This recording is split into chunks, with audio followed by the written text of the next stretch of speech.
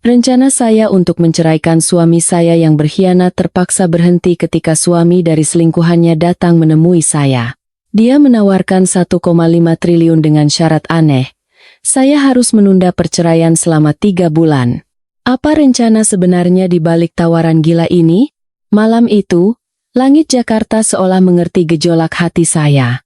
Hujan turun begitu deras, menciptakan tirai kelabu yang menutupi gedung-gedung pencakar langit di kawasan SCBD. Saya berdiri mematung seperti batu di depan jendela kaca raksasa di apartemen kami di lantai 30.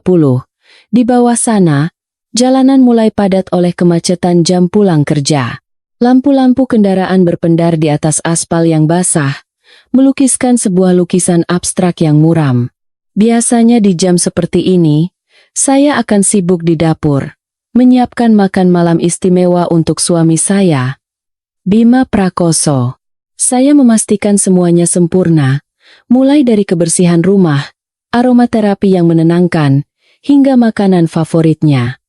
Saya, Dian Lestari, berasal dari keluarga terpandang di Menteng. Seluruh hidup, pendidikan, dan potensi saya curahkan untuk menjadi istri yang berbakti bagi Bima. Namun, malam ini berbeda. Tak ada aroma masakan dari dapur. Tak terdengar alunan musik jazz lembut yang biasa saya putar. Hanya sesekali suara petir dan detak jantung saya yang berdebar menyakitkan. Saling bersahutan. Ponsel Bima yang ada di genggaman terasa dingin. Dia meninggalkannya di meja nakas saat terburu-buru pergi tadi pagi. Seharusnya saya tidak membukanya. Seharusnya saya tetap percaya pada alasan klisenya tentang rapat mendadak atau perjalanan dinas keluar kota. Namun, satu notifikasi di layar kunci menghancurkan segalanya. Mas Bima, makasih ya uangnya buat shopping tadi. Nanti malam jadikan ke apartemen aku. Kangen banget. Jangan lupa bilang sama istri bodohmu itu kalau kamu lembur. Pesan itu singkat. Tetapi daya hancurnya lebih dahsyat dari bom atom bagi pernikahan kami yang baru berjalan 5 tahun. Istri bodoh. Kata-kata itu terus berputar di kepala saya seperti kaset rusak. Jadi, seperti ini mereka memandang saya. Bima Prakoso, pria yang kariernya meroket karena saya dan koneksi ayah saya yang memperkenalkannya pada mitra-mitra bisnis penting, menganggap saya bodoh. Tangan saya gemetar saat membuka kunci ponselnya. Kebetulan, saya tahu kata sandinya. Tanggal pernikahan kami. Betapa ironis. Di dalamnya, saya menemukan dunia lain yang Bima sembunyikan. Foto-foto mesra mereka di Bali saat dia mengaku sedang ada seminar di Surabaya. Percakapan-percakapan vulgar yang membuat perut saya mual. Dan yang paling menyakitkan, bukti transfer uang dalam jumlah fantastis ke rekening wanita bernama Laura itu. Padahal baru minggu lalu Bima bilang pada saya untuk berhemat karena bisnis sedang butuh modal. Dasar pria tak tahu malu. Suara serak tertahan keluar dari tenggorokan saya. Air mata yang saya tahan akhirnya tumpah, membasahi pipi, panas, seolah membakar kulit.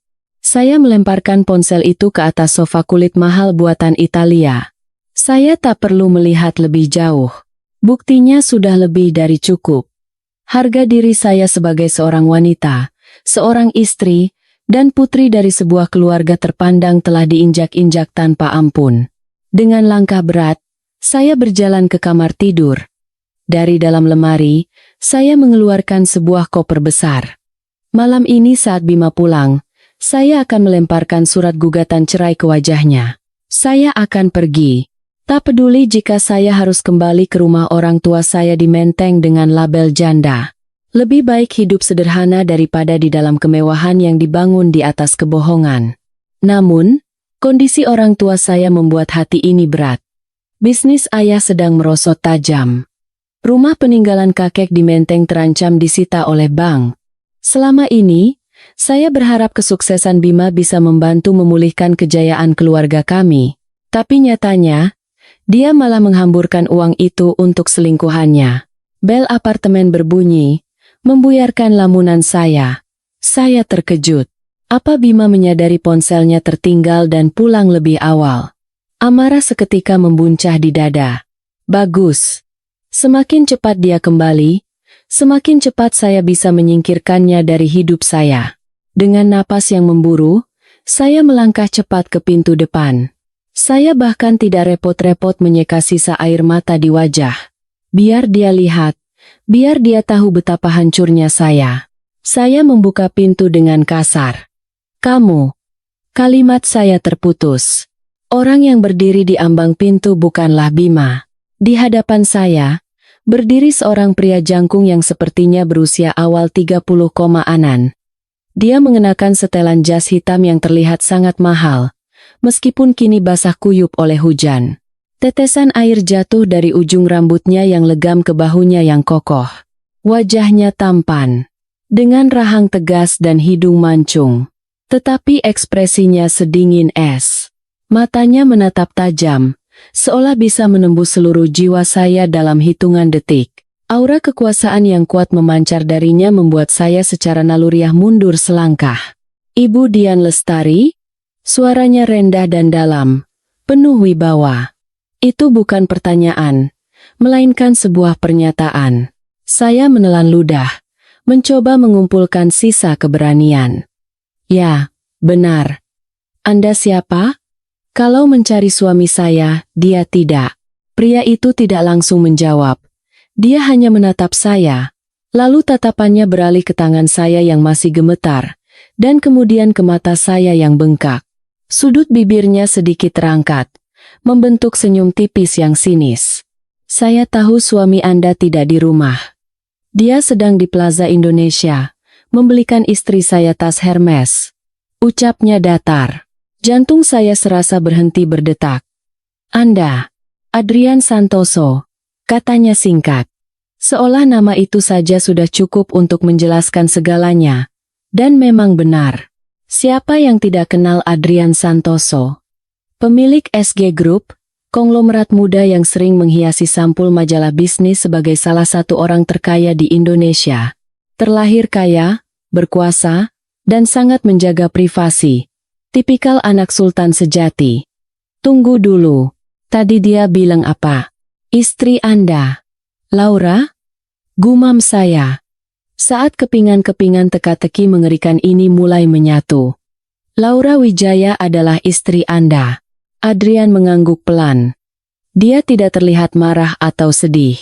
Wajahnya seperti tembok beton, tanpa ekspresi. Boleh saya masuk? Ada urusan bisnis yang perlu kita diskusikan.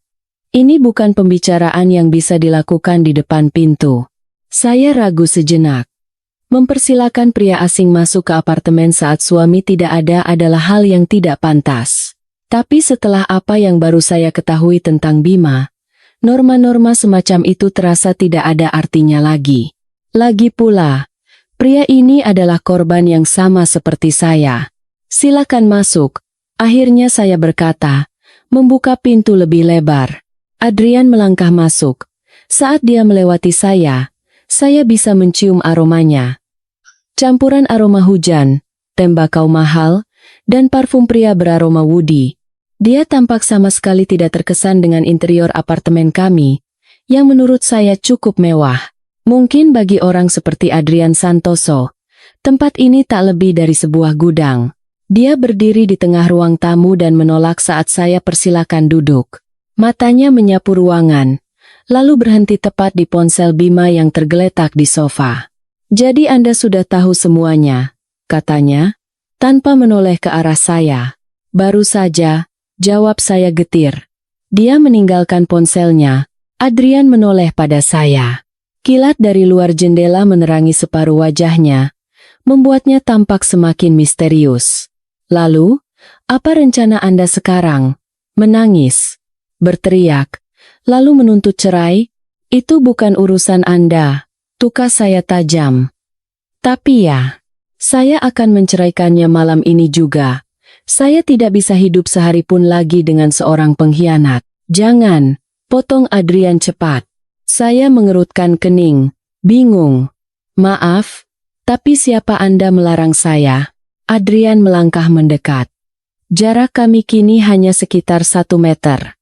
Saya bisa melihat tetesan hujan yang masih menempel di bulu matanya. Jangan ceraikan dia malam ini. Jangan membuat keributan. Biarkan dia tidak tahu bahwa Anda sudah mengetahui semuanya. Perintahnya dengan nada absolut. Anda gila. Saya tertawa hampa. Istri Anda dan suami saya berselingkuh menghancurkan rumah tangga kita. Dan Anda menyuruh saya diam? Saya bukan tipe istri bodoh yang mau berbagi suami atau dimadu. Saya tidak meminta Anda untuk menerima perselingkuhan itu, kata Adrian tenang. Kontras dengan emosi saya yang meledak-ledak. Saya menawarkan Anda sebuah kesepakatan. Kesepakatan apa? Pembalasan dendam yang sesungguhnya, jawab Adrian, matanya berkilat berbahaya. Perceraian hanya akan membebaskan mereka. Bima Prakoso akan bebas bersama Laura Wijaya, dan Anda hanya akan tersisa dengan label janda dan hati yang hancur. Apa itu adil? Saya terdiam. Kata-katanya menusuk tepat di jantung. Ikut saya sekarang, perintah Adrian. Kita bicara di tempat yang lebih pantas. Terlalu banyak jejak bajingan itu di sini. Saya tidak bisa pergi dengan orang asing. Ibu Dian, potongnya, menyebut nama saya dengan cara yang anehnya terasa akrab. Keluarga Anda di Menteng butuh uang, bukan? Utang ayah Anda jatuh tempo bulan depan, sekitar 20 miliar rupiah. Jika tidak dibayar, rumah itu akan disita bank. Darah saya seolah membeku. Bagaimana dia bisa tahu? Masalah finansial keluarga kami adalah rahasia yang dijaga sangat rapat. Bagaimana Anda tahu? Saya tahu segalanya, jawabnya arogan. Ikut saya, dan saya akan berikan solusi yang bahkan tidak pernah Anda bayangkan. Atau tetaplah di sini. Ceraikan suami Anda, dan saksikan keluarga Anda hancur perlahan. Pilihan itu terdengar seperti piala berisi racun. Tapi menatap mata Adrian yang penuh keyakinan, entah kenapa seberkas harapan muncul di tengah keputusasaan. Saya melirik koper yang sudah terbuka di kamar, lalu kembali menatap Adrian. Baik, kata saya pelan. Saya ikut. Adrian tidak tersenyum. Dia hanya mengangguk singkat, seolah sejak awal sudah tahu saya tidak akan bisa menolak, lalu berbalik menuju pintu. Saya mengambil tas saya, mengunci pintu apartemen yang kini terasa seperti neraka, dan melangkah masuk ke dalam lift mengikuti punggung kokoh pria asing itu, menuju ketidakpastian yang lebih besar dari badai di luar sana. Bab 2. Harga sebuah kesabaran. Perjalanan dari apartemen saya di SCBD menuju Mega Kuningan terasa sunyi senyap. Saya duduk di kursi penumpang sedan mewah berwarna hitam milik Adrian Santoso. Interior mobilnya dipenuhi aroma kulit baru yang mahal, dan begitu sunyi hingga mampu meredam sempurna suara klakson dan deru hujan Jakarta yang menggila di luar. Sopir pribadinya mengemudi dengan sangat mulus, seolah kami melayang di atas jalanan yang penuh lubang. Adrian duduk di samping saya, fokus pada tabletnya. Cahaya dari layar memantul di wajahnya yang serius. Sejak kami meninggalkan lobi apartemen, dia tidak mengucapkan sepatah kata pun. Keheningannya membuat saya semakin gugup. Apa yang sedang saya lakukan? Pergi mengikuti pria asing di tengah malam. Tapi setiap kali saya ingin protes, bayangan pesan di ponsel Bima dan wajah lelah ayah karena utang menghantui saya. Mobil memasuki lobi sebuah gedung pencakar langit tertinggi di kawasan itu. Seorang petugas valet dengan sopan membuka pintu, memanggil Adrian dengan sebutan Pak Adrian. Kami diantar ke lift pribadi yang langsung menuju lantai puncak. Telinga saya sedikit berdengung karena perubahan tekanan udara. Pintu lift terbuka, menampakkan sebuah lounge privat yang sangat eksklusif. Ruangan itu remang-remang, diterangi oleh lampu kristal temaram dan pemandangan gemerlap kota Jakarta dari balik dinding kaca yang mengelilingi ruangan. Suasana di sini begitu tenang, dingin, dan berkelas kontras sekali dengan kekacauan di hati saya. Adrian membawa saya ke sebuah ruangan privat di sudut. Di balik kaca tebal, lampu-lampu jalanan Jakarta tampak seperti sungai emas yang mengalir di bawah. Tetesan hujan di kaca menambah suasana melankolis. Duduklah, kata Adrian, menunjuk sofa beludru merah marun di seberangnya. Saya duduk dengan kaku, mencengkeram tas tangan saya. Seorang pelayan membawakan 2 gelas minuman, lalu menghilang tanpa suara, meninggalkan kami berdua dalam keheningan yang mencekam. AC di dalam ruangan terasa menusuk tulang. Atau mungkin itu hanya karena saya ketakutan. Adrian menyesap minumannya sedikit, lalu meletakkan gelasnya di atas meja marmer hitam yang memisahkan kami. Dia menatap lurus ke arah saya. Tatapannya tajam dan mengintimidasi.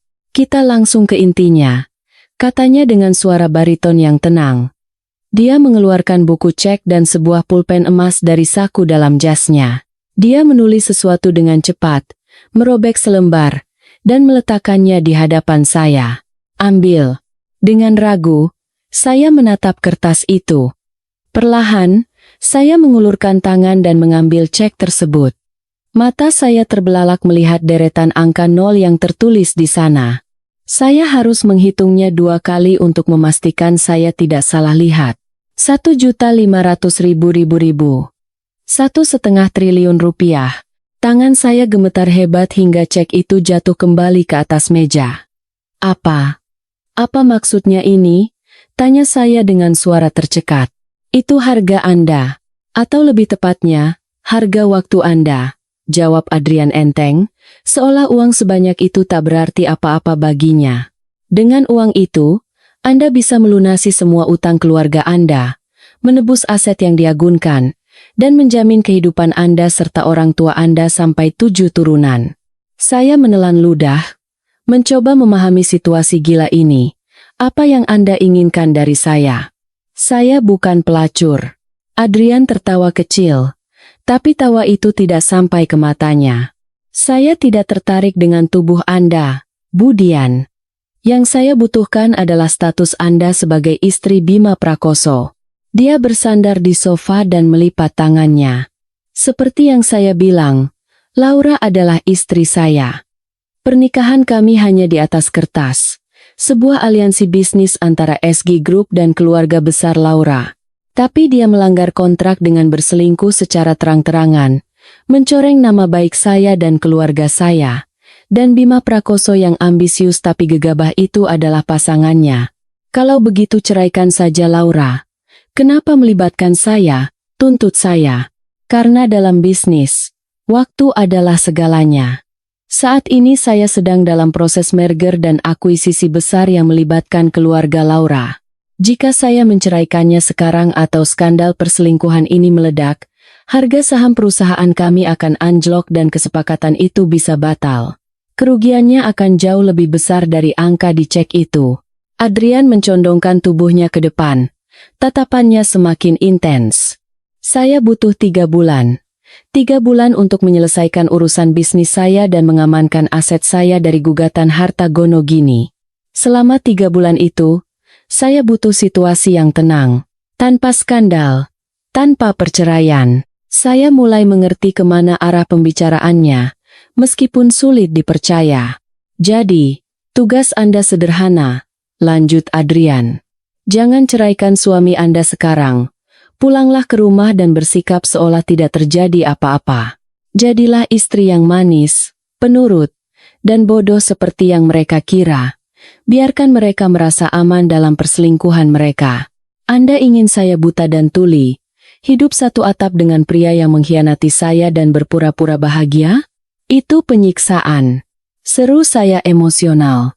Itu strategi. Koreksi Adrian dingin. Apakah Anda pikir dengan menangis dan menuntut cerai sekarang akan membuat Anda menang? Tidak. Bima akan dengan senang hati menceraikan Anda. Lalu dia akan memutarbalikkan fakta, mengatakan Anda adalah istri yang tidak becus. Anda akan diusir dari rumah itu tanpa apa-apa selain harga diri yang hancur. Dia menunjuk cek di atas meja.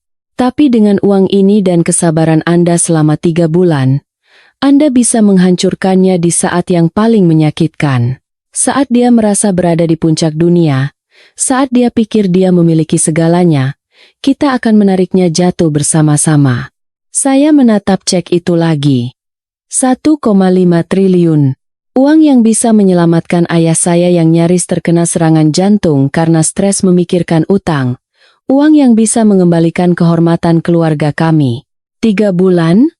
Tanya saya pelan. 3 bulan. 90 hari, kata Adrian tegas. Setelah itu, uang ini sepenuhnya milik Anda, dan Anda bebas menceraikannya. Saya bahkan akan memberikan pengacara terbaik untuk membuat Bima Prakoso bangkrut. Otak saya berputar cepat. Sisi emosional saya berteriak untuk menolak. Saya ingin meludahi wajah Bima saat ini juga. Tapi sisi rasional saya, sisi putri seorang pengusaha yang selama ini terpendam, mulai melihat logika di balik rencana Adrian. Ini bukan hanya soal uang. Ini tentang mengambil alih kendali. Jika saya menceraikan Bima sekarang, dia mungkin akan bahagia bisa bersama Laura. Tapi jika saya menunggu, jika saya membiarkan Adrian merancang semuanya, kehancuran Bima akan jauh lebih sempurna. Saya menatap Adrian, mencari jejak keraguan di matanya. Tapi yang saya temukan hanyalah tekad sedingin baja. Pria ini berbahaya, sangat berbahaya. Dan kini, dia menarik saya menjadi sekutunya. Bagaimana saya bisa percaya cek ini bisa dicairkan? Saya mencoba bersikap praktis. Anda bisa mencairkannya besok pagi. Itu cek tunai, jawabnya santai. Anggap saja uang muka. Kepercayaan itu mahal, Budian. Dan saya bersedia membayar mahal. Saya menarik napas dalam-dalam, mengisi paru-paru dengan udara dingin di ruangan itu. Bayangan senyum palsu Bima, pesan dari Laura, dan wajah tua ayah saya melintas bergantian. Rasa sakit di dada saya perlahan berubah menjadi sesuatu yang lain. Sesuatu yang lebih dingin dan lebih keras. Dendam. Dengan tangan yang kini lebih stabil, saya mengambil cek itu dan memasukkannya ke dalam tas tangan. Saya setuju, kata saya tegas. 3 bulan. Tidak lebih, tidak kurang. Adrian tersenyum tipis. Kali ini, terlihat sedikit lebih tulus. Mungkin hanya ekspresi kepuasan karena negosiasinya berhasil. Dia mengangkat gelasnya. Untuk sebuah kesabaran yang mematikan, katanya. Saya tidak membalas ajakannya. Saya hanya menatapnya tajam. Satu hal yang perlu Anda ingat, Pak Adrian. Saya melakukan ini bukan karena takut pada Anda atau suami saya. Saya melakukannya untuk keluarga saya. Jadi, jangan pernah berpikir untuk mengkhianati saya. Saya adalah pebisnis yang memegang janji, Budian. Bersama saya, Anda akan aman, jawabnya. Malam itu, di puncak gedung pencakar langit Jakarta di tengah hujan yang tak kunjung reda, saya membuat perjanjian dengan iblis berwajah malaikat. Saya menjual kesabaran saya seharga 1,5 triliun dan bersiap untuk memainkan sandiwara terbesar dalam hidup saya. Bima Prakoso, nikmatilah sisa-sisa hari bahagiamu, badai yang sesungguhnya baru saja akan dimulai. Bab 3.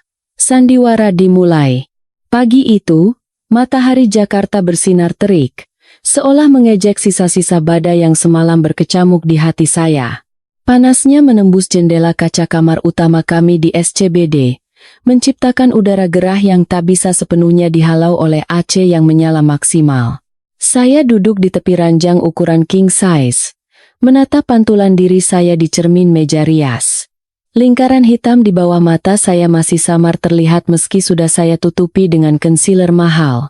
Ini adalah hari pertama dari 90 hari neraka yang dijanjikan Adrian.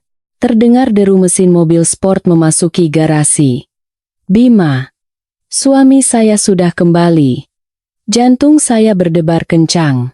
Bukan karena rindu atau cinta, melainkan karena campuran rasa jijik dan amarah yang harus saya tekan kuat-kuat. Saya menarik napas dalam-dalam, memejamkan mata sejenak. Wajah dingin Adrian dan cek senilai 1,5 triliun yang kini aman di brankas pribadi saya di bank terlintas di benak. Itulah mantra saya sekarang. Pintu kamar terbuka pelan. Bima masuk dengan wajah kusut, masih mengenakan kemeja yang sama dengan yang ia pakai kemarin pagi. Tercium samar aroma parfum wanita yang asing, manis, dan murahan yang memuakan, bercampur dengan bau keringat dan sisa alkohol semalam. Sayang, sudah bangun? Tanyanya dengan nada yang dibuat-buat ceria. Dia mendekat dan hendak mencium pipi saya. Secara refleks, Saya sedikit memalingkan wajah dengan berpura-pura merapikan anting. Bibirnya hanya menyentuh rambut saya. Mas. Tumben jam segini? Semalam teleponku nggak diangkat. Aku khawatir, kata saya, memainkan peran sebagai istri yang cemas. Bima tertawa canggung. Dia melepaskan jam tangannya dan meletakkannya di atas meja rias dengan gerakan kaku. Aduh, maaf banget, sayang. Semalam kan hujan deras banget. Ponselku mati kehabisan baterai. Chargernya ketinggalan di kantor. Lalu lintas macet total. Di mana-mana banjir. Terpaksa aku nginap di apartemen Miko. Bahaya kalau maksa pulang. Bohong. Miko dan istrinya sedang berlibur keluarga ke Eropa. Saya melihat unggahan Instagram istri Miko 2 hari yang lalu. Tapi saya hanya tersenyum. Senyum paling palsu yang pernah saya sunggingkan seumur hidup. Oh, begitu. Syukurlah Mas Bima aman. Aku kira ada apa-apa, kata saya lembut. Terasa menjijikkan mengucapkan kata-kata penuh perhatian ini pada pria yang baru saja menghabiskan malam di pelukan wanita lain. Kamu memang istri terbaik. Puji Bima. Tampak lega karena saya tidak bertanya lebih jauh. Dia mulai membuka kancing ke mejanya. Aku mandi dulu ya. Gerah banget. Nanti siang ada meeting lagi sama investor. Mungkin pulang malam lagi. Iya Mas. Jangan terlalu capek, jawab saya. Begitu pintu kamar mandi tertutup dan suara air mengalir terdengar, senyum di wajah saya lenyap. Tubuh saya gemetar menahan mual. Saya melihat kemeja kotornya yang tergeletak sembarangan di lantai. Ada noda lipstik merah muda samar di kerahnya. Warna yang sama dengan yang sering dipakai Laura di foto-foto Instagramnya. Seketika, saya meraih ponsel rahasia saya. Ponsel baru yang diberikan Adrian semalam, lengkap dengan kartu SIM yang tidak terdaftar atas nama saya. Saya mengetik pesan singkat. Target baru saja pulang. Alibi menginap di rumah teman karena banjir. Akan pergi lagi siang ini. Balasan dari Adrian datang hanya dalam beberapa detik. Singkat, padat, tanpa emosi. Biarkan, jangan bertanya. Fokus cairkan dana hari ini. Lunasi utang keluarga secara tunai dan diam-diam. Jangan tinggalkan jejak digital yang bisa dilacak Bima Prakoso. Saya langsung menghapus pesan itu. Siang harinya, setelah memastikan Bima pergi tentu saja bukan untuk rapat dengan investor, melainkan untuk bertemu lagi dengan gundiknya, saya meminta sopir mengantar saya ke kantor pusat bank. Berkat koneksi ajaib yang telah disiapkan Adrian, proses pencairan dana berjalan mulus. Pihak bank memperlakukan saya seperti seorang ratu. Napas saya tertahan saat angka-angka fantastis itu tercetak di saldo rekening baru saya. Ini nyata. Saya benar-benar telah menjual pernikahan saya. Dari bank, saya langsung menuju rumah orang tua saya di Menteng. Rumah tua bergaya kolonial itu tampak muram. Cat di beberapa bagian dindingnya mulai mengelupas. Dan halamannya tidak terawat serapi dulu. Di ruang keluarga, saya menemukan ibu sedang duduk termangu sambil memegang tasbih. Wajahnya terlihat lelah. Jauh lebih tua dari usianya. Ibu, panggil saya pelan. Ibu menoleh. Sudut matanya basah. Dian, kamu datang tidak bilang-bilang. Saya duduk di sebelahnya, menggenggam tangannya yang keriput. Ada apa, Bu? Ibu kelihatan pucat. Ibu menghela napas panjang. Ayahmu. Tadi pagi orang bank datang lagi. Memberi peringatan terakhir. Kalau bulan depan pokok utang tidak dibayar, rumah ini akan disita. Ayahmu sekarang di kamar. Tensinya naik lagi. Ibu tidak tahu harus bagaimana, Nak. Ibu tidak mau minta tolong pada Bima. Katanya bisnisnya juga sedang sulit. Bahkan sampai detik ini, orang tua saya berpikir Bima adalah menantu yang baik dan sedang berjuang. Mereka tidak pernah tahu bahwa menantu mereka sebenarnya sedang menghamburkan uang untuk wanita lain. Ibu tenang saja, kata saya tegas, sambil mengeluarkan sebuah amplop coklat tebal dari tas. Di dalamnya bukan uang tunai, melainkan surat bukti pelunasan yang baru saja saya urus 1 jam yang lalu. Saya mentransfer dana ke rekening khusus untuk melunasi utang ayah tanpa sepengetahuan mereka. Apa ini? Tanya ibu bingung. Utang ayah sudah lunas, Bu. Rumah ini aman sekarang, bisik saya. Ibu menatap surat itu, lalu menatap saya dengan mata terbelalak. Dian, dari mana kamu dapat uang sebanyak ini? Apa ini dari Bima? Bukan, Bu. Potong saya cepat. Saya tidak ingin Bima mendapat pujian atas perbuatan baik ini. Ini uang simpanan saya. Investasi lama yang baru cair. Ibu tidak usah tanya detailnya ya. Yang penting sekarang ayah dan ibu bisa tenang. Saya menambahkan, dan satu lagi, tolong jangan bilang soal ini pada Mas Bima. Biar ini jadi rahasia kita. Nanti kalau waktunya tepat, saya mau kasih dia kejutan. Ibu memeluk saya erat dan menangis. Terima kasih nak. Terima kasih. Kamu menyelamatkan keluarga kita. Pelukan ibu memberi saya kekuatan. Rasa bersalah karena menerima tawaran Adrian sedikit terobati. Setidaknya, uang kotor dari hasil menjual suami saya ini bisa menyelamatkan nyawa orang tua saya. Malam itu, sandiwara kembali berlanjut. Bima pulang lebih awal dari biasanya, membawa seikat mawar yang sudah agak layu, mungkin dibeli di pinggir jalan. Dia tampak gelisah, terus-menerus mengecek ponselnya. Kami makan malam dalam keheningan yang canggung. Hanya suara sendok dan garpu yang beradu. Mas, panggil saya memecah keheningan. Minggu depan ulang tahun pernikahan kita yang kelima loh. Ingat, kan? Bima tersedak air yang sedang diminumnya. Dia buru-buru menyeka mulut dengan serbet. Iya, dong. Tentu saja ingat, sayang. Wah, 5 tahun ya, enggak kerasa. Aku kepikiran. Kita adakan pesta kecil-kecilan yuk. Undang teman-teman dekat saja. Pancing saya. Ingin melihat reaksinya. Wajah Bima memucat. Jangan, deh. Bisnis lagi sibuk banget, sayang. Nggak enak sama mitra kalau kita pesta-pesta. Kita makan malam berdua saja, ya? Yang romantis. Saya tahu alasannya. Dia takut Laura marah jika foto-foto pesta kami tersebar. Atau mungkin dia sudah punya rencana dengan Laura di hari itu. Ya sudah. Kalau Mas maunya begitu, aku ikut saja, jawab saya. Menggerakkan rahang yang terasa pegal untuk membentuk senyum patuh. Tiba-tiba, ponsel Bima di atas meja bergetar. Layarnya menyala, menampilkan nama, Pak Budi, Logistik. Namun, sebelum layarnya mati, saya sempat sekilas membaca isi pesannya. Sayang, besok jadikan check-in di hotel yang kemarin. Aku sudah bilang suamiku dinas ke Surabaya. Darah saya mendidih. Pak Budi, Logistik. Kreatif sekali. Bima buru-buru menyambar ponselnya. Aduh, masalah gudang lagi. Aku angkat telepon di ruang kerja dulu ya. Dia pergi tanpa menunggu jawaban saya. Saya duduk sendirian di meja makan yang besar dan dingin, menatap makanan yang tak tersentuh.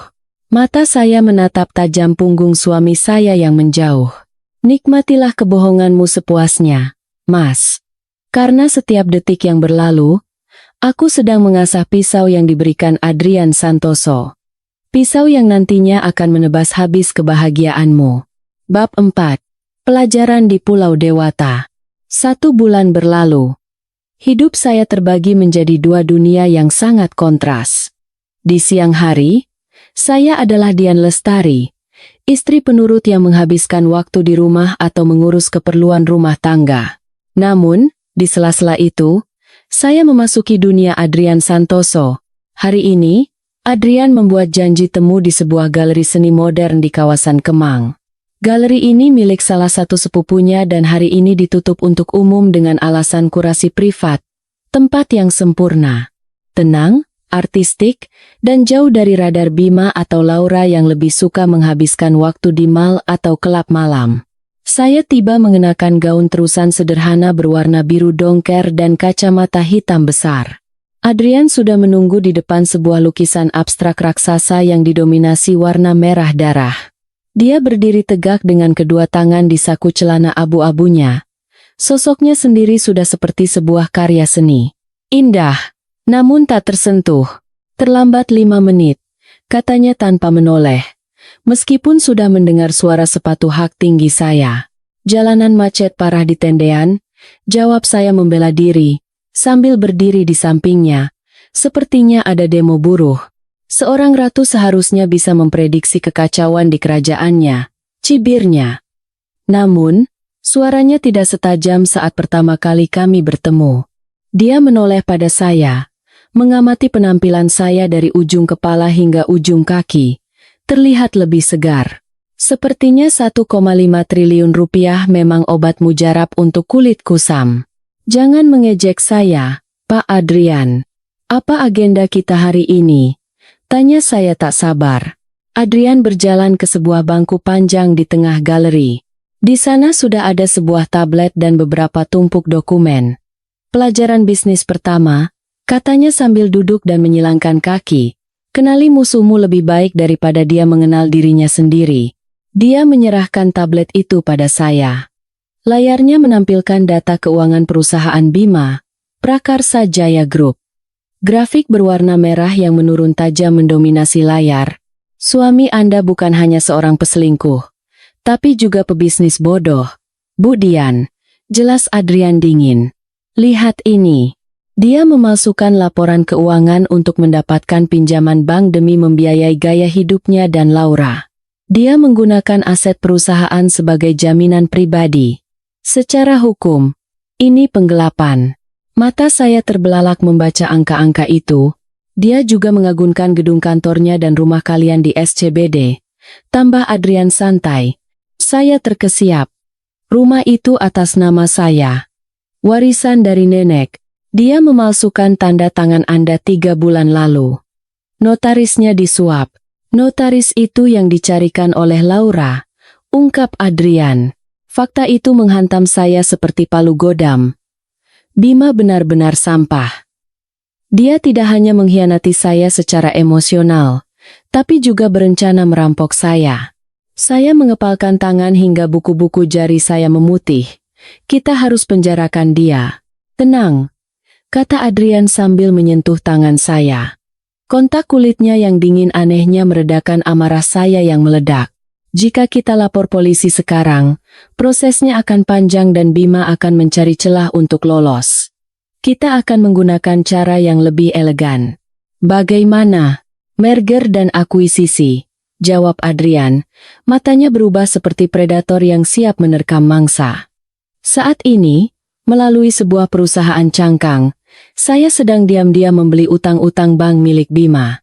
2 bulan lagi, saya akan menjadi satu-satunya kreditor terbesarnya. Saat itu, saya punya hak penuh untuk menyita seluruh asetnya, termasuk perusahaan yang sangat ia banggakan. Adrian menatap saya lekat. Dan Anda, yang akan menekan tombol eksekusinya. Kekaguman muncul di benak saya melihat cara otak Adrian bekerja. Dia tidak bermain dengan emosi. Dia bermain dengan sistem. Dia menghancurkan lawannya tanpa perlu mengotori tangannya sendiri. Sangat berbeda dengan Bima yang eksplosif dan emosional. Adrian seperti air tenang yang menghanyutkan segalanya. Minggu depan kita harus ke Bali, kata Adrian tiba-tiba, mengganti topik. Ada sebuah resor privat di Uluwatu yang ingin saya beli. Saya butuh opini kedua dari sudut pandang wanita mengenai desain interiornya. Apa hubungannya dengan saya? Anda ikut perintahnya.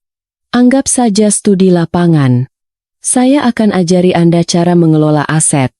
Supaya nanti saat Anda mendapatkan kembali aset keluarga Anda tidak bertindak bodoh seperti suami Anda. Saya tidak bisa tiba-tiba ke Bali. Mas Bima akan curiga. Tolak saya. Bima Prakoso akan sibuk mengikuti Laura ke Singapura minggu depan. Katanya ada pemotretan iklan. Dia akan bilang pada Anda ada perjalanan dinas ke Surabaya. Jadi, Anda punya waktu luang. Potong Adrian. Dia benar-benar tahu segalanya. Bilang saja Anda mau refreshing ke villa teman atau apapun. Dia tidak akan peduli, Bu Dian. Justru dia akan senang Anda tidak di rumah. Jadi dia bisa bebas video call dengan Laura. Kata-kata Adrian tajam, tapi benar. Akhirnya, saya mengangguk. Seminggu kemudian, saya mendarat di Bali. Bukan sebagai turis, tapi sebagai murid rahasia dari salah satu konglomerat paling berpengaruh di negeri ini. Sopir penjemputan membawa kami ke sebuah resor super mewah yang tersembunyi di tebing Uluwatu. Tempat itu begitu privat, seolah dunia luar tidak ada. Selama 2 hari di sana, saya melihat sisi lain dari Adrian. Dia tidak memperlakukan saya seperti bawahan, tidak juga seperti teman. Hubungan kami unik. Dia mengajari saya cara membaca kontrak properti, melihat potensi investasi, dan bernegosiasi dengan kontraktor lokal. Dia tegas, perfeksionis, dan kadang-kadang ketus jika saya lambat mengerti. Tapi dia tidak pernah meremehkan saya. Sore itu, kami duduk di teras sebuah villa yang menghadap ke laut. Matahari mulai terbenam, mewarnai langit dengan gradasi ungu dan oranye. Angin laut membelai wajah saya, memberikan perasaan bebas yang sudah lama tidak saya rasakan. Anda cepat belajar, kata Adrian sambil menyesap espresso. Itu adalah pujian pertama yang keluar dari mulutnya. Saya lulusan terbaik jurusan manajemen bisnis, Pak Adrian. Hanya saja selama 5 tahun terakhir, otak saya beku karena hanya memikirkan menu makan malam untuk Mas Bima, jawab saya getir. Adrian menatap saya. Tatapannya melembut. Sayang sekali. Potensi sebesar itu disia-siakan untuk pria yang tidak bisa membedakan antara berlian dan kerikil. Mendengar itu, jantung saya berdebar. Untuk pertama kalinya, saya merasa dihargai sebagai seorang individu, bukan hanya sebagai seorang istri. Tiba-tiba, seorang pelayan yang membawa nampan berisi buah-buahan tersandung karpet tebal dan jatuh. Nampan itu melayang ke arah saya. Awas! Dalam sekejap mata, Adrian bergerak.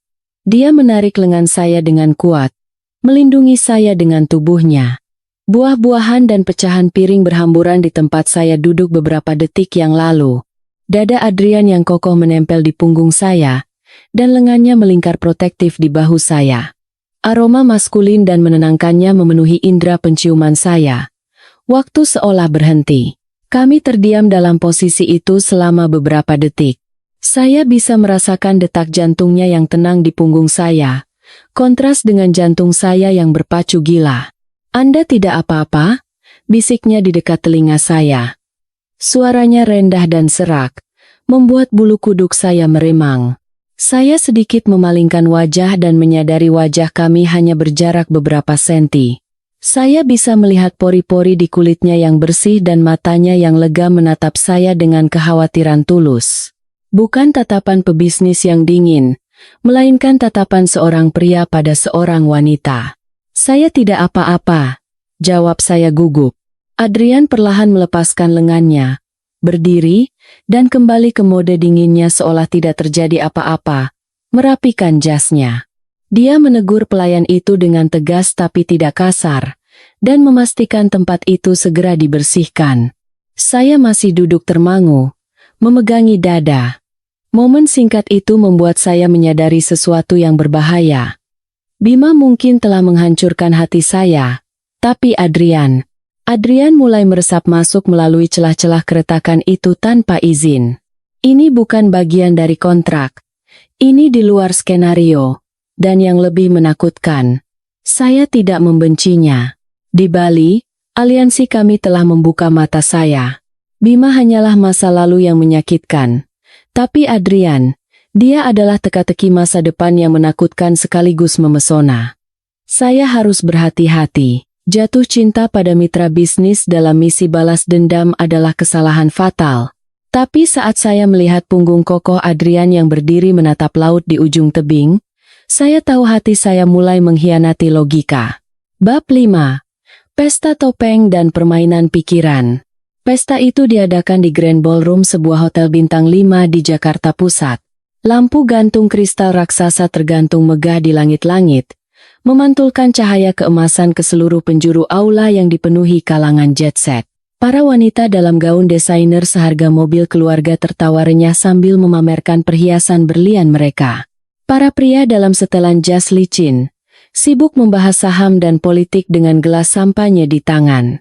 Udara di dalam ruangan terasa memuakan, campuran parfum mahal, aroma bunga lili segar, dan kemunafikan yang pekat. Saya berdiri di sisi Bima, lengan saya melingkar di lengannya. Kami adalah pasangan emas malam ini. Bima Prakoso, pengusaha muda yang sedang naik daun, dan Dian Lestari, istrinya yang setia dari keluarga terpandang yang selalu mendukungnya. Tidak ada yang tahu bahwa di balik senyum manis saya sedang menghitung mundur menuju kehancurannya. Kamu cantik sekali malam ini, sayang, bisik Bima di telinga saya, tapi matanya sibuk menyapu seisi aula. Saya tahu siapa yang dicarinya. Terima kasih Mas, jawab saya datar. Sudah masuk bulan kedua sejak saya membuat perjanjian dengan Adrian. Sesuai instruksinya, saya mengubah taktik. Saya bukan lagi istri yang cerewet atau menuntut perhatian. Saya menjadi dingin, pendiam, dan tak terjangkau. Saya berhenti bertanya jam berapa dia pulang. Saya berhenti memeriksa ponselnya di hadapannya. Saya berhenti marah saat dia membatalkan janji makan malam kami. Perubahan ini pada awalnya membuat Bima senang. Dia merasa bebas. Dia pikir saya sudah menyerah atau menjadi istri penurut yang tahu diri. Tapi belakangan, ketenangan saya justru membuatnya gelisah. Manusia seperti Bima butuh pengakuan. Saat saya marah atau cemburu, itu memuaskan egonya bahwa dia adalah sosok yang diinginkan. Tapi saat saya menjadi acuh tak acuh, itu membuatnya gila. Itu Pak Hartono, kata Bima tiba-tiba, menarik saya ke kerumunan pria-pria tua yang sedang mengisap cerutu. Ayo kita sapa. Calon investor potensial. Saya menurut saja. Tersenyum sopan, mengangguk di saat yang tepat, dan mengucapkan basa-basi sosialita yang diajarkan ibu sejak kecil. Namun, sudut mata saya menangkap sosok lain yang baru saja memasuki ballroom. Laura. Jantung saya berdebar kencang. Bukan karena takut, tapi karena amarah. Wanita itu mengenakan gaun merah menyala yang sangat ketat, dengan berani memamerkan lekuk tubuhnya. Dia datang dengan menggandeng lengan seorang produser film tua. Mungkin sponsor baru yang ia dapatkan setelah Adrian memutus kontaknya dan Bima sedang bersama saya. Bima juga melihatnya. Tubuhnya menegang di samping saya. Cengkeramannya di lengan saya menguat. Kenapa dia ada di sini? Gumam Bima pelan. Nyaris pada dirinya sendiri. Siapa Mas? Tanya saya pura-pura tidak tahu, mengikuti arah pandangannya. Oh, itu Laura Wijaya ya? Selebgram yang sering Mas ceritakan itu. Wah, aslinya lebih seksi dari di foto ya. Bima tersedak asap cerutu yang diisapnya. Dia menatap saya dengan aneh. Kamu kenal dia? Tentu saja. Siapa yang tidak kenal? Dia kan viral terus. Jawab saya santai sambil menyesap jus jeruk. Mas kenapa keringatan begitu? Bima menyeka dahinya dengan sapu tangan. Bukan apa-apa. Cuma agak panas di sini. Malam semakin larut, dan drama sesungguhnya dimulai. Saya melihat Laura beberapa kali mencuri pandang ke arah kami dengan tatapan membara. Dia cemburu melihat Bima tampil di depan umum bersama saya. Saat saya izin ke toilet, saya sengaja berlama-lama memoles lipstik di depan cermin. Ketika saya keluar, saya melihat Bima dan Laura sedang bertengkar hebat di sudut koridor sepi dekat pintu darurat. Saya bersembunyi di balik sebuah pilar besar, menguping pembicaraan mereka. Kamu janji bulan lalu mau ceraikan dia, Bima. Desis Laura, suaranya tertahan, tapi penuh emosi. Aku capek sembunyi-sembunyi terus. Si Adrian itu makin aneh. Kartu kreditku diblokir semua. Aku butuh kepastian. Sabar Laura. Kamu pikir gampang? Kata Bima frustrasi. Dian akhir-akhir ini aneh. Terlalu diam. Aku takut dia merencanakan sesuatu. Kalau aku minta cerai sekarang, Dia bisa menuntut harta Gonogini dan perusahaanku bisa hancur. Alasan, bilang saja kamu masih cinta sama dia. Teriak Laura. Kalau sampai minggu depan kamu nggak ajukan gugatan cerai, video kita aku sebar ke akun gosip biar kita hancur sama-sama. Laura pergi dengan mengentakkan kaki, meninggalkan Bima yang memegangi kepalanya karena stres. Saya menyeringai dalam kegelapan. Bagus, Laura. Terus tekan dia. Buat dia semakin panik. Ketika Bima kembali ke ballroom, wajahnya pucat pasi. Dia langsung menghampiri saya dan menarik tangan saya dengan kasar. Kita pulang. Sekarang. Loh, acaranya kan belum selesai, Mas. Tadi Pak Hartono masih mau ngobrol. Protes saya pelan. Persetan dengan Hartono. Kita pulang. Teriaknya, cukup keras hingga beberapa orang menoleh. Di dalam mobil, keheningan terasa mencekik. Bima mengemudi dengan ugal-ugalan. Sesekali dia memukul setir dengan tinjunya. Mas kenapa? Tanya saya dengan nada bosan. Bukan prihatin. Bima tiba-tiba mengerem mendadak di pinggir jalan yang sepi. Dia menoleh pada saya, matanya merah. Kamu yang kenapa, Dian? Kenapa kamu diam saja? Hah? Dulu kalau aku pulang malam kamu selalu curiga. Selalu tanya pergi sama siapa. Sekarang kamu tidak peduli. Kamu seperti boneka. Apa kamu selingkuh? Jawab, teriaknya, melampiaskan frustrasinya pada saya. Saya nyaris tertawa mendengar tuduhan itu. Betapa lucunya. Maling, teriak maling. Saya menatap matanya lurus, memancarkan aura dingin yang saya pelajari dari Adrian. Mas Bima, suara saya rendah dan tenang, tanpa getaran sedikit pun. Bukankah ini yang Mas inginkan? Istri yang tidak banyak tanya. Istri yang memberimu kebebasan. Sekarang setelah aku berikan itu, Mas malah marah.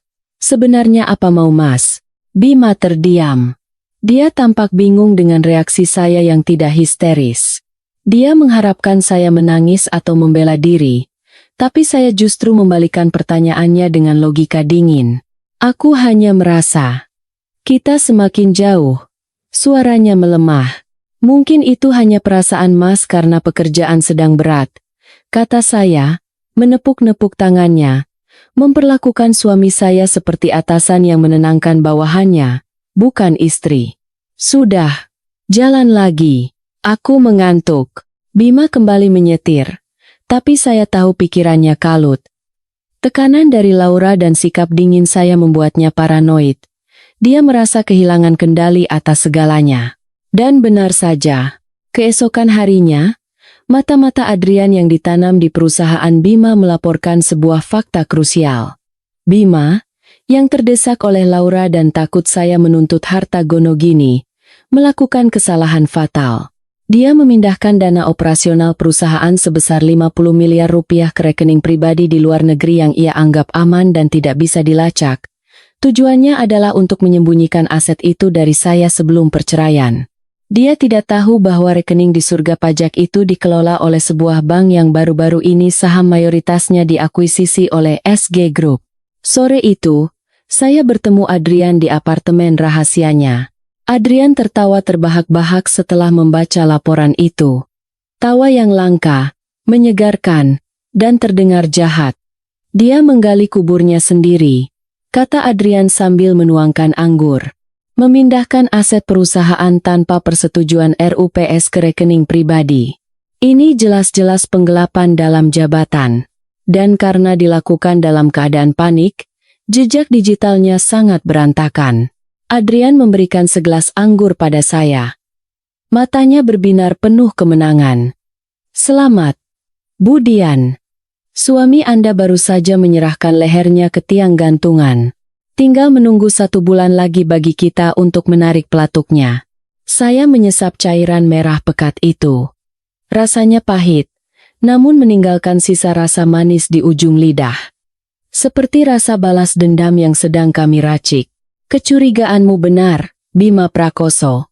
Badai itu nyata, dan akulah pusatnya. Bab 6. Badai sebelum ketenangan. Langit Jakarta tampak murung, atau mungkin marah. Selama 3 hari berturut-turut, hujan tak henti-hentinya turun, merendam sebagian besar ibu kota. Jalan-jalan utama berubah menjadi sungai keruh, kemacetan mengular di mana-mana, dan suara klakson yang bersahutan menjadi simfoni stres kaum urban. Suasana kacau di luar adalah cerminan sempurna dari apa yang terjadi di dalam pernikahan saya.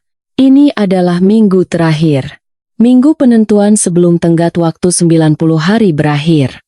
Ketegangan di dalam apartemen kami di SCBD begitu pekat hingga bisa dipotong dengan pisau. Bima semakin hancur. Lingkaran hitam di matanya semakin pekat.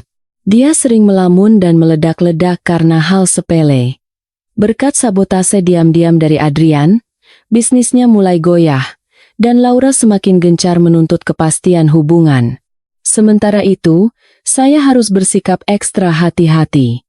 Satu kesalahan kecil di tahap akhir ini bisa meruntuhkan semua rencana yang telah disusun dengan susah payah. Malam itu, hujan badai disertai angin kencang melanda. Kompleks apartemen kami mengalami mati listrik total karena gardu yang tersambar petir meledak. Rumah yang besar itu tenggelam dalam kegelapan pekat, hanya diterangi oleh beberapa lilin yang berkedip redup. Saya duduk di ruang tamu, berpura-pura membaca majalah di bawah cahaya lilin. Bima mondar-mandir di dalam ruangan seperti binatang buas yang terkurung. Ponselnya menempel di telinga, membentaki bawahannya tentang pengiriman barang yang tertahan karena banjir. Saya tidak mau tahu. Cari truk lain. Kalau barang itu tidak sampai besok, kita rugi miliaran. Teriaknya, lalu membanting ponselnya ke sofa. Dia menoleh pada saya dengan napas terengah-engah. Bisa tidak kamu berhenti membaca majalah sampah itu? Suamimu ini sedang pusing setengah mati. Kamu malah santai-santai. Lalu saya harus apa, Mas? Ikut teriak-teriak, jawab saya tenang, tanpa mengalihkan pandangan dari halaman majalah. Arga. Bima menjambak rambutnya frustrasi. Tiba-tiba, terdengar suara getaran ponsel. Bukan ponsel Bima, bukan juga ponsel utama saya yang tergeletak di meja. Darah saya seolah membeku. Itu ponsel rahasia saya. Ponsel dari Adrian. Saya lupa mematikannya, tersembunyi di antara bantal sofa. Bodoh, Dian. Bodoh sekali. Suara getaran itu terdengar sangat keras di tengah keheningan rumah yang mati listrik. Bets, bets, bets. Bima terdiam. Dia menoleh ke arah sofa tempat saya duduk. Suara apa itu? Tidak ada suara apa-apa, jawab saya cepat. Jantung saya serasa mau copot. Mungkin suara tikus. Itu suara getaran ponsel. Dian. Aku tidak bodoh. Bima berjalan mendekat. Tatapannya penuh curiga. Ponselmu di meja, ponselku di sini. Ponsel siapa itu? Dia mulai mengobrak-abrik bantal sofa dengan kasar. Mas. Sudahlah. Jangan mengada-ada. Saya mencoba menghentikannya. Tapi Bima menepis tangan saya dengan kasar. Minggir. Dia mengangkat bantal terakhir, dan di sana tergeletak sebuah benda pipih berwarna hitam.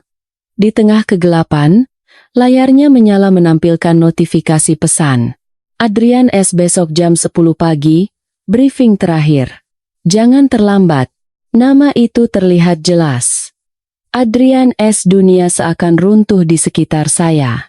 Bima menyambar ponsel itu dengan tangan gemetar. Wajahnya berubah dari bingung menjadi murka yang menakutkan. Adrian Santoso? Siapa dia? Teriaknya di depan wajah saya. Jadi ini alasanmu diam selama ini? Kamu selingkuh? Kamu punya pacar? Dia mencengkeram bahu saya, mengguncang tubuh saya dengan keras. Jawab. Siapa bajingan ini?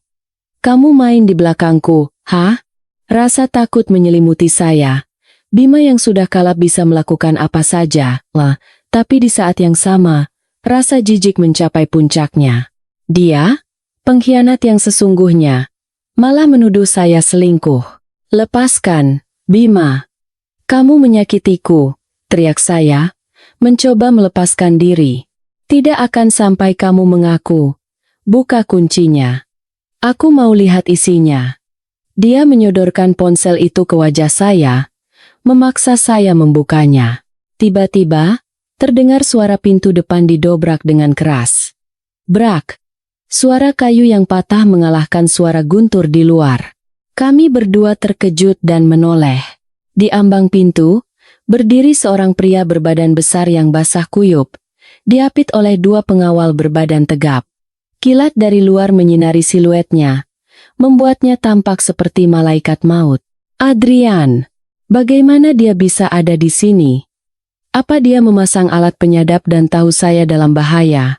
Lepaskan tanganmu darinya, Bima Prakoso.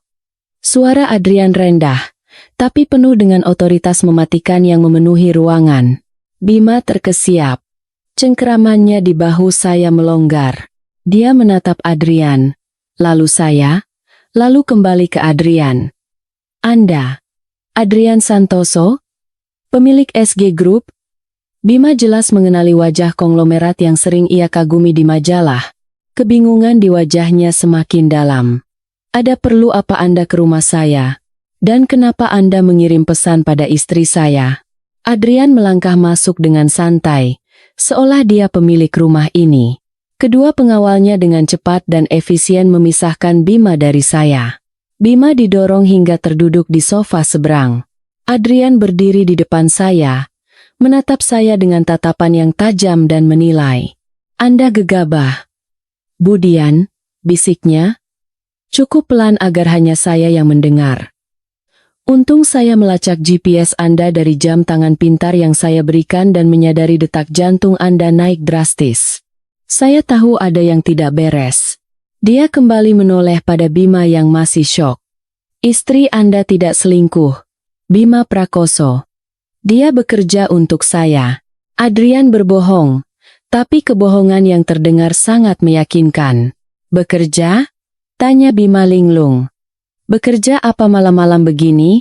Konsultan merger dan akuisisi. Jawab Adrian asal. Tapi nadanya tidak menerima bantahan. Dan soal pesan itu, kami sedang mendiskusikan strategi bisnis yang melibatkan perusahaan Anda. Istri Anda sedang berusaha menyelamatkan perusahaan Anda yang diambang kehancuran, sementara Anda justru mencurigainya. Bima terdiam. Otaknya yang lambat mencoba memproses informasi itu. Rasa takutnya pada sosok Adrian Santoso mengalahkan rasa cemburunya. Menyelamatkan perusahaan saya? Apa maksud Anda? Adrian tersenyum sinis. Senyum yang mengerikan. Perusahaan Anda di ujung tanduk, Bima Prakoso. Utang di mana-mana, arus kas macet. Ibu Dian memohon pada saya untuk menyuntikkan dana. Dia rela bekerja lembur sebagai perantara untuk suaminya yang tidak tahu diuntung. Adrian memutarbalikkan fakta dengan begitu cerdik hingga saya sendiri nyaris percaya. Dia membuat Bima merasa bersalah dan kerdil. Saya tidak tahu, gagap Bima. Dia menatap saya dengan pandangan bersalah. Dian. Benarkah? Saya, yang sudah berlatih akting selama 2 bulan, segera menyambar umpan Adrian. Saya memasang ekspresi sedih dan kecewa. Aku tidak menyangka Mas akan berpikir aku berkhianat. Selama ini aku diam karena pusing memikirkan cara membantumu, Mas. Aku minta tolong pada Pak Adrian diam-diam karena takut melukai harga dirimu. Bima menunduk. Wajahnya memerah karena malu. Maafkan aku sayang. Aku sedang kalut. Terlalu banyak tekanan. Adrian menatap Bima dengan jijik. Anda tidak pantas untuknya. Tapi karena Ibu Dian yang memohon, saya akan beri Anda kesempatan. Besok datang ke kantor saya. Kita bicarakan soal pendanaan. Bawa semua dokumen legal perusahaan Anda. Mata Bima berbinar. Dia melihat ini sebagai sebuah penyelamatan. Dia tidak tahu bahwa dia baru saja diundang ke pengadilan eksekusinya sendiri. Baik, Pak Adrian. Terima kasih banyak. Saya pasti akan datang. Dan satu hal lagi, kata Adrian, mendekati Bima dan menepuk bahunya, pelan tapi kuat. Jangan pernah lagi membentak Ibu Dian. Kalau saya dengar Anda berlaku kasar padanya, kesepakatan ini batal. Siap, Pak Adrian. Saya janji. Bima mengangguk patuh seperti anjing yang dimarahi tuannya. Adrian memberi saya isyarat. Matanya berkata, "Bertahanlah sedikit lagi. Besok kita habisi dia." Malam itu, setelah listrik kembali menyala dan Adrian pergi, Bima bersikap sangat manis pada saya. Dia memijat kaki saya, meminta maaf berkali-kali, dan memuji saya sebagai istri terbaik. Saya hanya tersenyum tipis, merasakan jijik yang memuncak. Dia tidak tahu bahwa orang yang akan ia temui besok di ruang rapat bukanlah penyelamat, melainkan algojonya. Di kamar mandi, saya menatap pantulan diri saya di cermin. Mata saya dingin. Wajah saya mengeras. Dian yang dulu Dian yang rapuh dan naif telah mati. Yang tersisa adalah seorang wanita yang siap menyaksikan dunia suaminya terbakar menjadi abu. 3 bulan telah berakhir. Saatnya menagih janji. Bab 7. Hari Penghakiman. Akhirnya, hari penghakiman itu tiba. Langit Jakarta, yang kemarin kelabu, hari ini cerah benderang. Seolah semesta merestui apa yang akan terjadi hari ini. Saya berdiri di depan cermin besar di kamar hotel tempat rapat umum pemegang saham, RUPS, Prakarsa Jaya Group akan dilangsungkan. Bima bersikeras kami menginap di hotel ini sejak semalam. Katanya agar persiapan lebih matang. Padahal saya tahu, dia hanya ingin menghindari kemungkinan terjebak macet karena sangat gugup. Saya mengenakan gaun hitam selutut yang pas di badan. Desainnya simpel namun elegan. Karya desainer lokal yang harganya bisa untuk makan satu keluarga selama sebulan.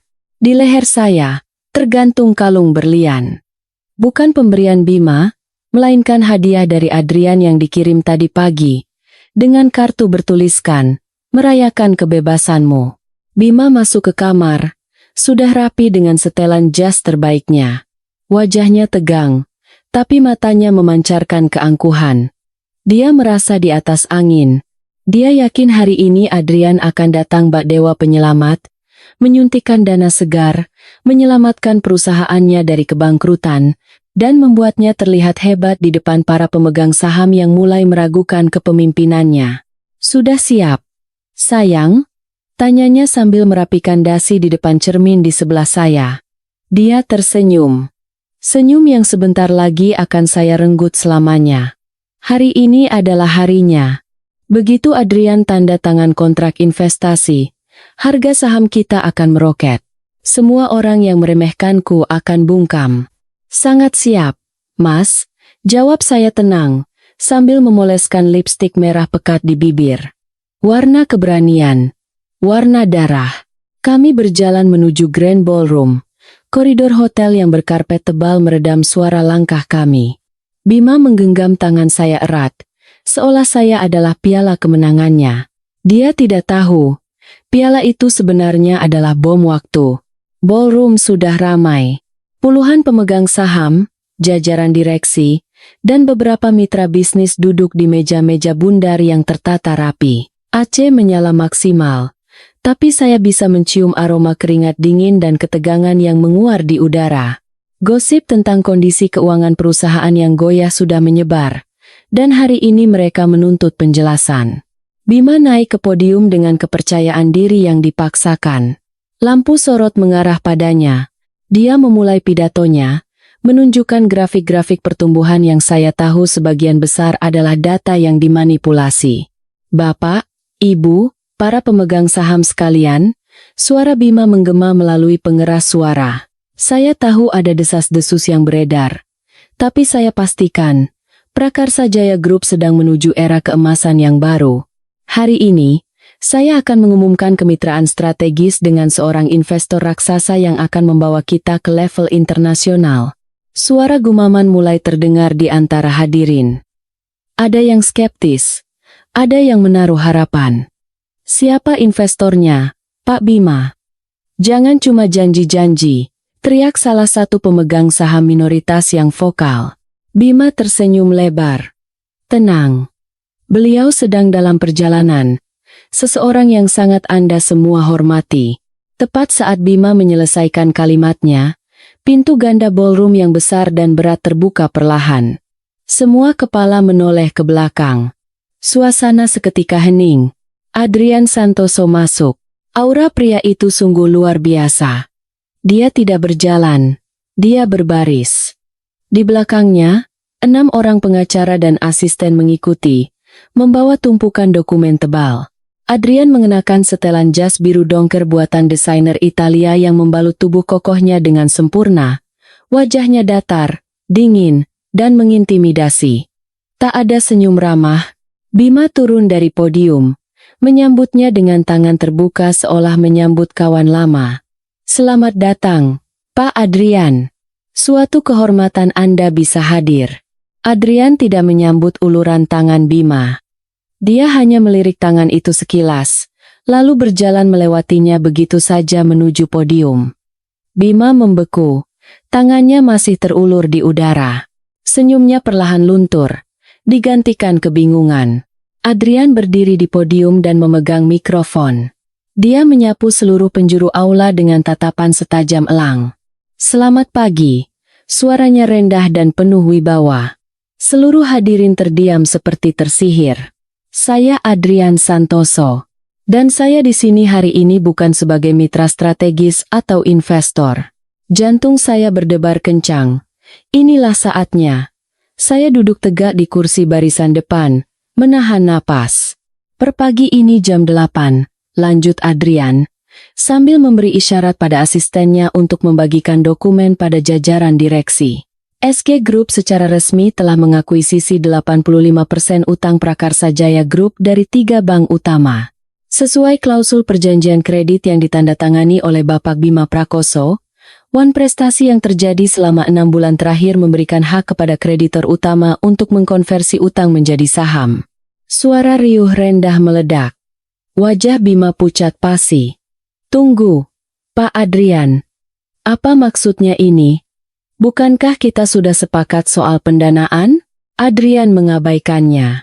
Dengan demikian, per detik ini, saya adalah pemegang saham mayoritas absolut di perusahaan ini. Dan keputusan pertama saya sebagai pemilik baru adalah merombak total jajaran direksi. Tidak mungkin. Anda menjebak saya. Teriak Bima panik.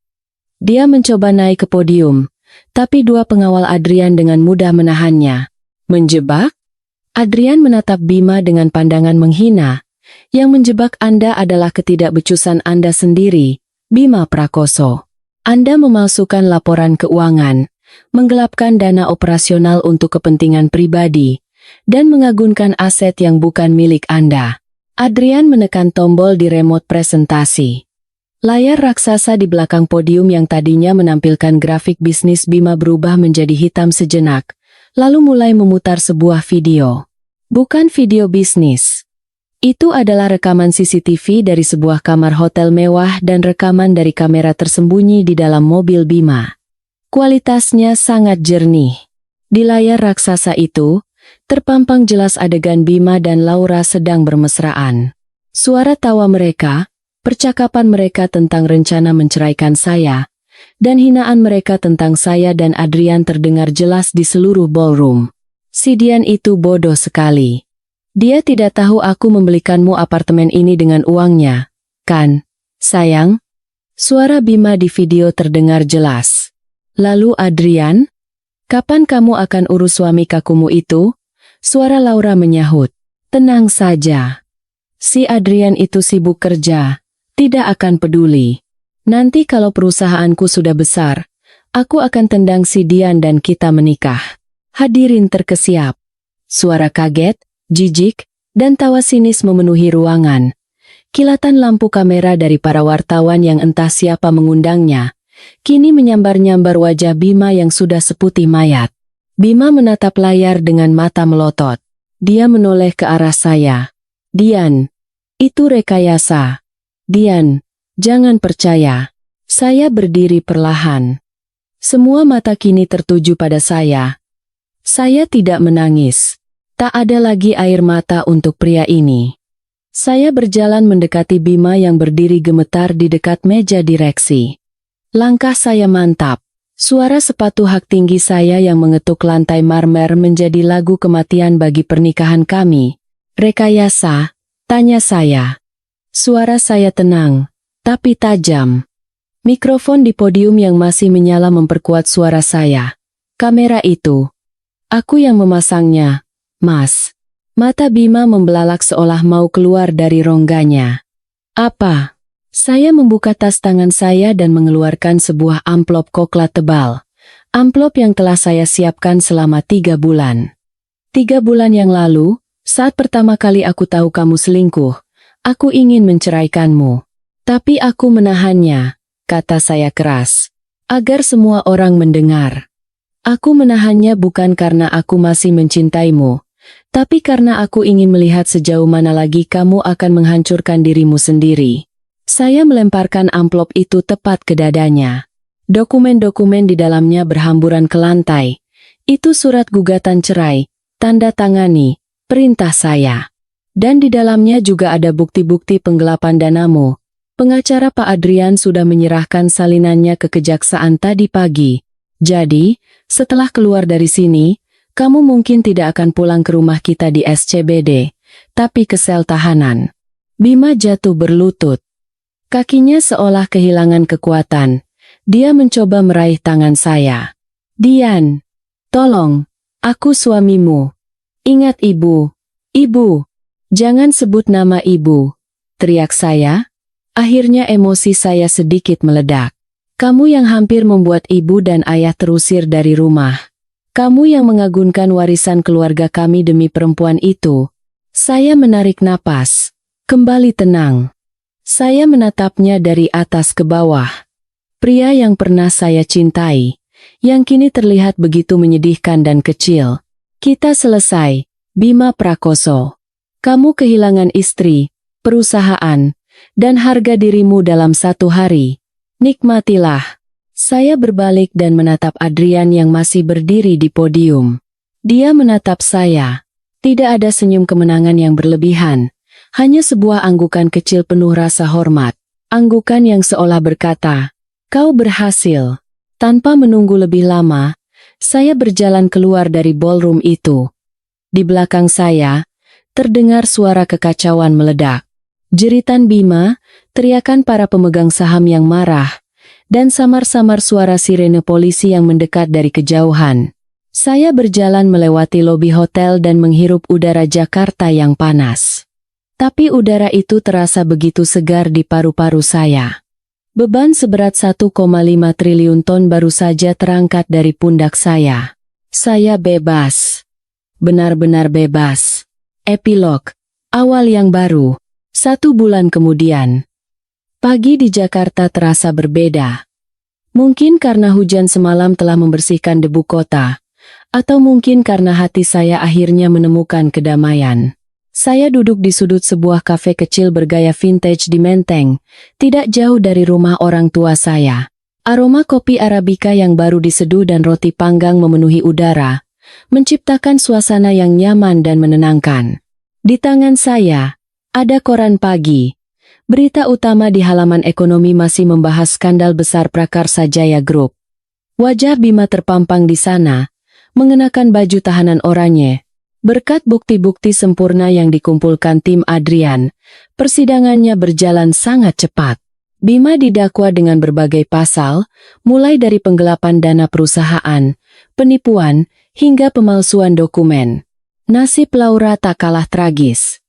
Tanpa sokongan dana dari Bima dan status sebagai istri Adrian yang sudah dicabut, Adrian menceraikannya dan menuntut ganti rugi atas pelanggaran perjanjian pranikah. Laura bangkrut total. Akun media sosialnya yang dulu dipuja-puja kini penuh dengan caci maki dari netizen. Kabar terakhir yang saya dengar, dia dikejar-kejar oleh penagih utang karena gaya hidup mewahnya yang tak bisa lagi ia biayai. Saya melipat koran itu dan meletakkannya di meja. Tak ada rasa kasihan, tapi juga tak ada lagi kebencian yang membara. Yang tersisa hanyalah kelegaan yang luar biasa. Semuanya telah berakhir. Utang ayah lunas, sertifikat rumah kembali aman di brankas keluarga, dan kesehatan ayah dan ibu berangsur pulih setelah beban pikiran mereka terangkat. Boleh saya duduk di sini? Saya mengangkat kepala mendengar suara bariton yang familiar. Adrian Santoso berdiri di sana. Kali ini, bukan dalam balutan jas yang kaku. Dia mengenakan kemeja linen putih dengan lengan yang digulung hingga siku dan celana chino yang santai. Rambutnya tidak ditata licin seperti biasa, beberapa helai jatuh di dahinya, membuatnya terlihat 5 tahun lebih muda dan jauh lebih manusiawi. Pak Adrian, sapa saya dengan senyum tipis. Atau haruskah saya memanggil Anda, sang penyelamat? Adrian tertawa kecil sambil menarik kursi di hadapan saya dan duduk. Panggil saja Adrian. Kontrak bisnis kita sudah selesai. Tidak perlu formalitas lagi. Seorang pelayan datang dan mencatat pesanan Adrian. Kopi hitam tanpa gula. Tentu saja. Bagaimana kabarmu? Tanyanya setelah menyesap kopinya.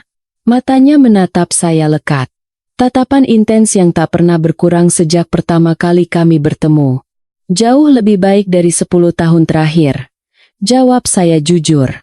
Rasanya seperti bisa bernapas lagi. Terima kasih, Adrian. Tanpamu, aku mungkin sudah hancur. Kamu yang menyelamatkan dirimu sendiri.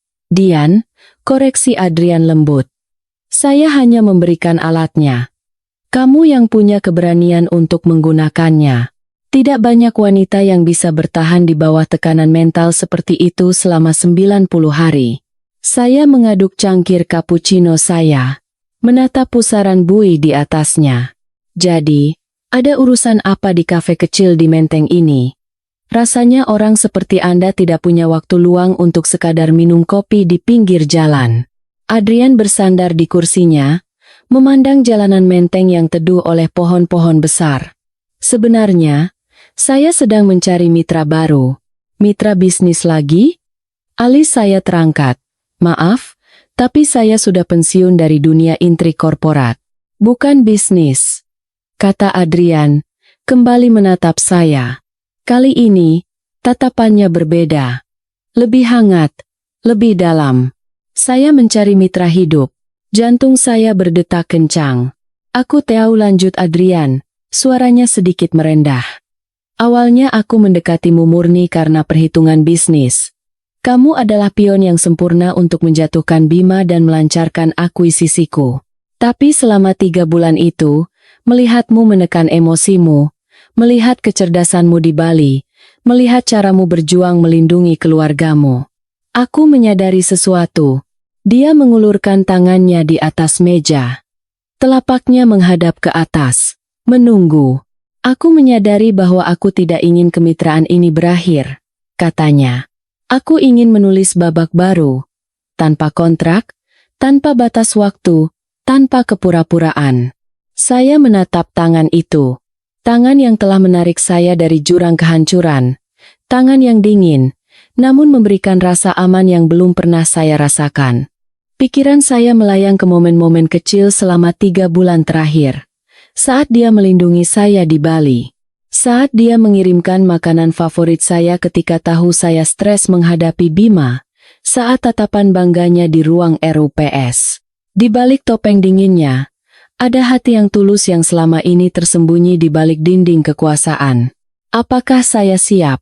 Luka dari pernikahan dengan Bima masih ada. Tapi menatap Adrian, saya tidak melihat Bima. Saya melihat seorang pria yang menghargai saya sebagai setara, yang melihat potensi saya, dan yang sabar menunggu badai saya reda. Tawaran yang menarik, kata saya perlahan, mencoba menyembunyikan senyum yang mulai merekah di bibir. Tapi ada syaratnya. Sebutkan, jawab Adrian cepat. Apapun, saham, aset, pulau pribadi. Saya tertawa renyah. Bukan. Syaratnya adalah, kali ini tidak ada rahasia. Tidak ada skenario. Kita jalani pelan-pelan. Aku butuh waktu untuk menyembuhkan lukaku sepenuhnya.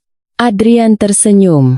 Senyum tulus yang sampai ke matanya, membuat wajahnya tampak sangat tampan pagi itu. Aku punya seluruh waktu di dunia, Dian. Aku pebisnis yang sabar, ingat. Aku menunggu 3 bulan untuk menjatuhkan satu musuh. Aku bisa menunggu lebih lama untuk mendapatkan hati wanita yang aku cintai. Kata cinta menggantung di udara, manis dan penuh harapan. Perlahan, Saya mengulurkan tangan saya dan meletakkannya di atas telapak tangan Adrian. Dia menggenggamnya erat, hangat dan kokoh. Baiklah, mitra, kata saya jenaka. Mari kita coba tulis draft pertama dari babak baru ini. Adrian tertawa dan mengangkat cangkir kopinya. Untuk sebuah awal yang baru. Untuk sebuah awal yang baru, balas saya, menyentuhkan cangkir saya ke cangkirnya. Di luar, matahari bersinar semakin cerah, menembus sela-sela daun pohon dan menciptakan pola cahaya yang indah di atas meja kami. Jakarta masih ramai dengan segala dramanya. Tapi di sudut kecil menteng ini, saya telah menemukan kedamaian saya. Drama balas dendam saya telah usai. Tertutup rapat bersama pintu sel penjara Bima. Dan kini, kisah kebahagiaan saya baru saja akan dimulai.